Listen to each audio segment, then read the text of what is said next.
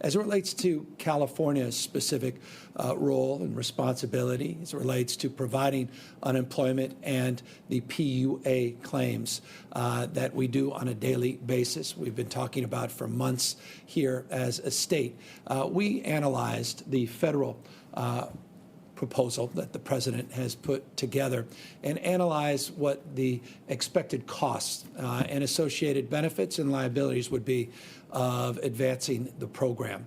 While we've not been shy for many, many months in our desire and our advocacy to see a deal at the federal level, to see an effort of compromise, an effort that has been advocated for months now by Speaker Nancy Pelosi to provide an additional stimulus to this country, individuals, not just states and local governments. The House led in this effort a number of months ago, over $3 trillion relief package that met our goals and met our expectations. We obviously were left wanting, a little disappointed that things did not advance, particularly through the end of next week. As a consequence, the president put forward these presidential memorandum as it relates to an executive order, and clearly those executive orders do not meet the totality of need and the totality of requests that governors of all political stripes, mayors, and the like, advocates and individuals expected of the federal government. As it relates, though, specifically, again, to the unemployment capacity of the state of California, if we picked up, as the president proposed, 25% of the costs associated with an increase of $400, again, we had a $600, very successful $600 contribution that expired on July 25th. We have been waiting for Congress. We've been waiting for the president to respond to that. Unfortunately, there was a disconnect, and as a consequence, that program no longer exists, and there's been no bridge.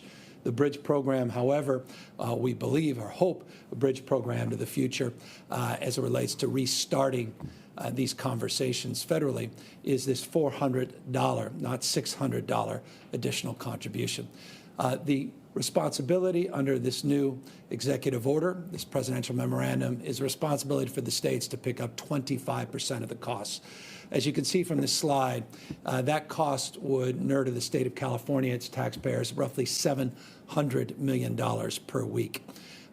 If that fund, and it's a fund that has limited resources, $70 billion currently, if that fund drops to $25 billion or less, then those federal dollars disappear. If the state of California was to absorb those costs, you're looking at $2.8 billion every week of state resources that we would have to find, programs we'd otherwise have to cut, or revenue we would have to generate to make up for that gap. We have already allocated in excess of 75% of our CARES Act funding pursuant to the Budget Act, pursuant to the budget that I just signed. We received as a state a little over $15 billion, incredibly gratified by that support, which has been foundational and instrumental in our ability to address some of the most vexing and challenging issues 40 million Californians face. Those dollars have been obliged. Those dollars have been deliberated in terms of the efficacy and prudence of where those dollars we felt were best invested according to the federal guidelines of which they are conditioned. 75+% of that, again, has already been obligated and distributed. The rest of the money simply does not exist, meaning, it's a long way of saying this, the state does not have an identified resource of $700 million per week that we haven't already obliged. There is no money sitting in the piggy bank of the previous CARES Act to be reprioritized or reconstituted for this purpose. Simply does not exist.